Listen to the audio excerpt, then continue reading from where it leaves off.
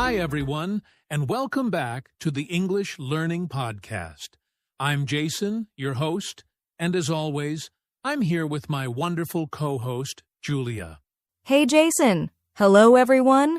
We're so happy you're joining us today. If you're someone who understands English pretty well but just can't seem to speak it, then this episode is just for you. Yes, that's such a common problem. We hear this all the time from English learners. I can understand English when I read or listen, but when I try to speak, I freeze. Exactly. You're not alone.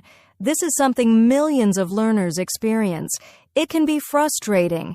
You might know the words in your head, but they just won't come out when you need them. So today, we're going to talk about why this happens, what's really going on in your brain, and most importantly, how to fix it.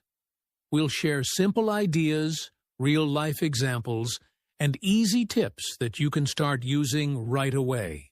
Whether you're a beginner or someone who's been learning for years, we want to help you turn your English understanding into confident speaking. So, grab your headphones, get comfortable, and let's dive into today's episode, I Can Understand, but I Can't Speak. So, let's begin by asking the big question, why can so many English learners understand a lot, but still can't speak? That's such an important question. And honestly, Jason, the first reason is fear. Many learners are afraid of making mistakes or sounding silly. They worry that people will laugh at them or not understand them. Yes, and that fear makes them stay quiet, even when they know what they want to say.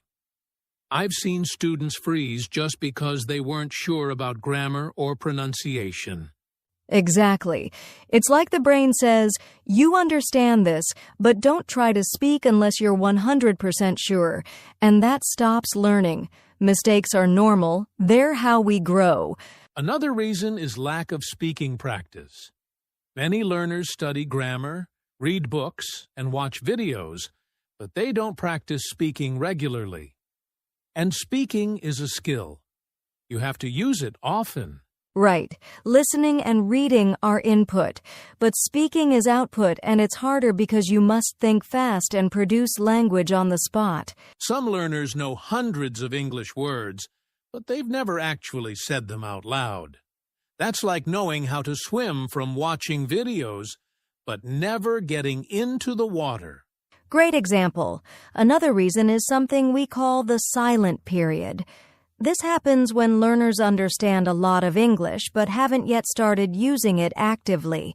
It's a normal stage, but if it lasts too long, it becomes a habit. Yes, and many learners get stuck in that silent stage because they wait until their English is perfect.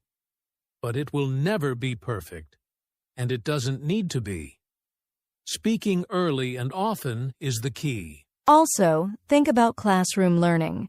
Many learners spend years in classes focused on writing and grammar, but very little on speaking.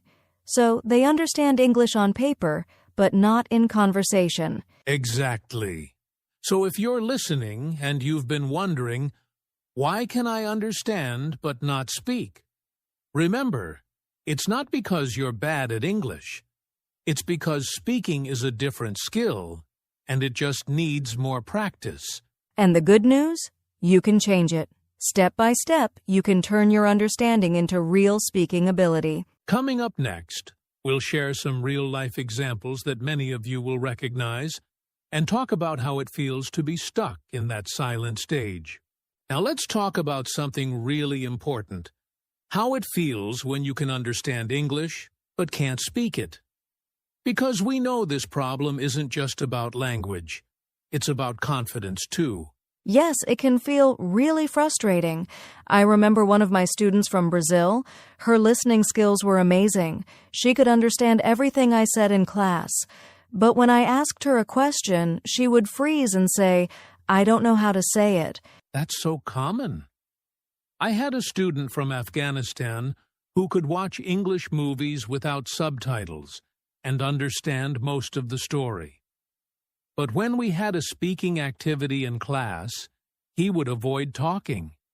He told me, "The words are in my mind, but my mouth can't say them.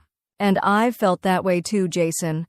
When I was learning Spanish, I understood my teacher perfectly, but when I tried to speak, I got nervous. My mind went blank.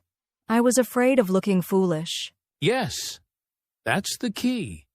Many learners feel stuck. They want to speak. They know the words, but fear and pressure make everything harder. And then they start saying things like, "Maybe I'm not good at speaking." But that's not true at all. Speaking is just a skill like riding a bike or playing a musical instrument. You won't be perfect at first. You have to fall a few times before you find your balance. Absolutely. And the sad part is, many learners blame themselves. They think, something's wrong with me. I study so much, but I still can't speak. But really, they just haven't had enough speaking practice in a safe, low-pressure environment. So if you're listening and you feel this way, stuck, nervous, or even embarrassed, just know you're not alone and you're not bad at English. You just need a new way to build your confidence and practice speaking more often. Coming up next, we're going to break down how your brain learns to speak and why understanding and speaking are two very different things. Let's dig a little deeper now and talk about the science behind speaking. Why is it that we can understand a language but still have trouble speaking it? That's a fascinating topic. So, the brain actually uses different areas for understanding and speaking. Listening and reading happen in one part of the brain, mainly the areas responsible for input. But speaking happens in another part, one that handles output and muscle coordination. Exactly. When you listen, your brain processes information passively. But when you speak, you have to think, form a sentence, recall vocabulary, apply grammar, and control your mouth muscles, all at the same time. It's like a performance, and it takes time for your brain to connect all those steps smoothly. That's why you may understand a sentence in English but struggle to produce one quickly. Here's something cool. Scientists call this process automaticity. That means your brain learns to do something automatically, without thinking too hard. But to reach that point, you need lots of repetition and real use. Yes, and just like driving a car, at first you have to think about every move, brake, signal, turn. But after practice, it becomes natural. Speaking English works the same way. Also, when we listen, we often have more time. We can pause or replay something, but when we speak, there's pressure to respond right away, and that stress can block your brain from working smoothly. So if you've been wondering, why can't I speak even though I understand? Remember, it's because your brain hasn't developed those speaking pathways yet, but with the right kind of practice, you can build them. That's right. It's not about intelligence or talent. It's about training your brain and your mouth to work together. And that's what we're going to help you with in the next part. Coming up, we'll share the most common blocks that stop people from speaking and how to break through them one by one. Let's talk about something really powerful now, fear. Fear is one of the biggest reasons people don't speak, even when they understand English very well. Yes, fear can be so strong. Fear of making mistakes. Fear of people judging you. Fear of forgetting words or not saying something correctly. And that fear usually starts in school, where many learners are corrected for every little error. So they start thinking, if I'm not perfect, I shouldn't speak. That mindset is dangerous because it kills confidence. But the truth is, mistakes are part of learning. Everyone who speaks English fluently today, every single one of them made lots of mistakes while learning. Absolutely. Think about babies. When they learn to speak, they don't care about grammar. They say what they can. They make mistakes, but they keep going. That's how they improve, by trying. And you know what? Most native English speakers will understand you, even if your grammar isn't perfect. They appreciate the effort. They're not expecting you to speak like a news anchor. That's right. And here's something important. You don't need perfect English to be a good speaker. You just need to be clear, natural, and confident. That's what people really respond to. One tip I always share is speak even when you're not ready, because waiting to be perfect only makes you wait forever. Start small, use simple words, and speak with pride. Yes, and celebrate the small wins. If you introduce yourself, order a coffee, or ask a question in English, that's success. Don't ignore those moments. They show progress. So let's all agree on this. We won't let fear stop us anymore.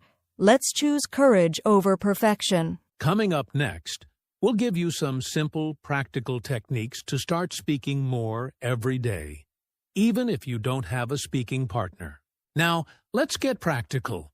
If you understand English but can't speak it yet, what can you actually do to change that? Well, here are some simple speaking activities you can do every day, even alone. Yes, these tips are great for learners who don't have a speaking partner or teacher around. Let's start with one of my favorites, shadowing. That means listening to a sentence in English and repeating it out loud right after, like a shadow. Exactly. You can do this with podcasts, movies, or YouTube videos. Just pause after each sentence and repeat what you hear. It helps you improve pronunciation, rhythm, and fluency. And it trains your mouth to work with your mind. You'll start speaking more naturally without even thinking about grammar rules. Another great activity is describing your day in English. For example, say out loud, "I'm brushing my teeth now. I'm getting ready for work. I'm cooking lunch." It sounds simple, but it's powerful. That's such a useful tip, Jason. You're teaching your brain to think in English during real-life situations, and that builds automatic speaking habits. You can also try mirror practice. Stand in front of the mirror and speak about any topic, your favorite food, your plans, your childhood. Watch your expressions and get comfortable with your own voice in English. That's one of the best ways to build confidence. You become your own speaking coach, and you'll notice where you get stuck so you can improve. Here's another tip. Record yourself speaking.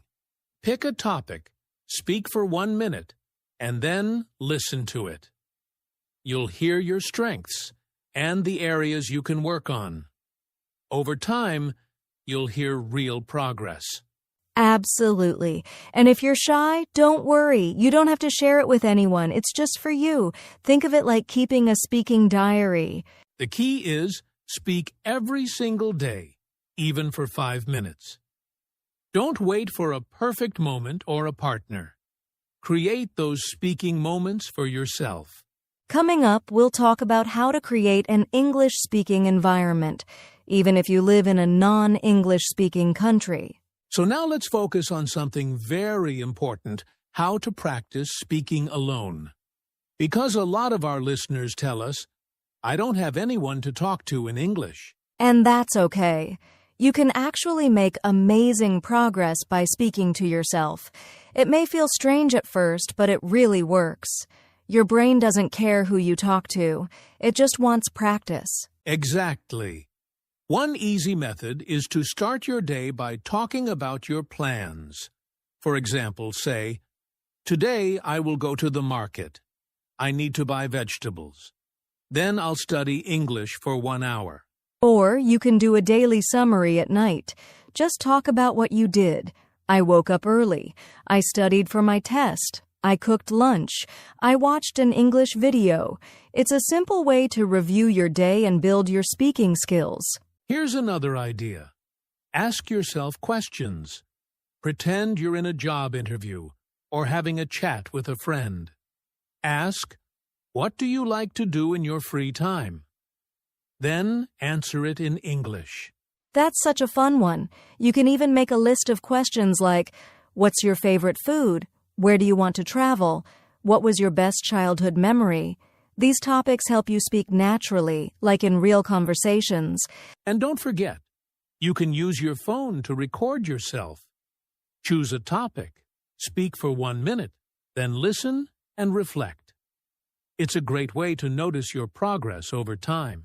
Also, label things in your home. Put a sticker on your mirror that says mirror. On your desk, write desk. Then when you walk by, say the words out loud. It builds vocabulary with spoken practice. So even if you're alone, your house can become your speaking classroom. And the more you do this, the more confident and fluent you'll become. Next, we'll talk about how to build a routine and stay consistent, because daily practice is the secret to fluency. Let's share some free tools and resources that can help you practice speaking, even if you're on a tight budget. Yes, one of the best resources is, you guessed it, YouTube. There are so many English-speaking practice channels where you can repeat after the teacher, join conversations, or follow pronunciation tips. Another great tool is language learning apps like Duolingo, BBC Learning English, HelloTalk, and Tandem. With HelloTalk and Tandem, you can actually connect with native speakers or learners and practice through voice notes. Also, don't forget Google Translate and text-to-speech tools. Type a sentence in English and listen to how it's pronounced, then repeat it. It's like having a mini speaking coach in your pocket. And of course, podcasts, just like this one. Listen, pause, repeat, and shadow us. You'll be surprised how much your speaking improves by just following along. The internet is full of free help. You just have to use it regularly. And remember, speaking practice doesn't have to cost money, just time and a little courage. Coming up, how to stay motivated when results feel slow, and how to keep going when you feel stuck. Before we wrap up today's episode, we've got a quick challenge for you. This is your chance to practice what you've learned. Here's your challenge. For the next 24 hours, we want you to talk to yourself in English for 5 minutes a day. It could be about anything, your plans, your thoughts, or even describing something you see. And don't just think about it, say it out loud. It's important to hear your own voice speaking English. Remember, this is your time to practice speaking without fear. We'll be waiting for you to share your progress. Try it out. And in our next episode, we'll talk about how to keep building on this habit. Good luck, and remember, every bit of practice counts. We'll see you next time. As we wrap up today's episode, I want to remind you that learning to speak English is a journey, and it's completely normal to face challenges along the way. But remember, you are not alone in this process. That's right. Every learner has been in your shoes. It takes time, patience, and persistence. Don't be discouraged by the mistakes. Every mistake is a step forward. You're learning, and that's what counts. Exactly. You've already got the most important part, the understanding. Now, the key is to build your confidence and start speaking. Even if it feels uncomfortable at first, keep practicing, and you will improve. Just think of all the conversations you will be able to have one day, whether it's chatting with a friend, giving a presentation, or traveling the world. All of this is possible with consistent practice. Let's recap the key points from today's episode. First, understanding English is great, but speaking takes practice. We talked about the science behind speaking and why it's normal to feel a gap between understanding and speaking. We also discussed how fear can stop you from speaking, but with the right mindset, mistakes are okay, you'll find confidence. And we gave you practical activities like shadowing, mirror practice, and speaking to yourself every day. And remember, tools like YouTube, language apps, and podcasts are your friends. Use them to get better every day. Plus, don't forget to take up the challenge of speaking English for 5 minutes a day for the next 24 hours.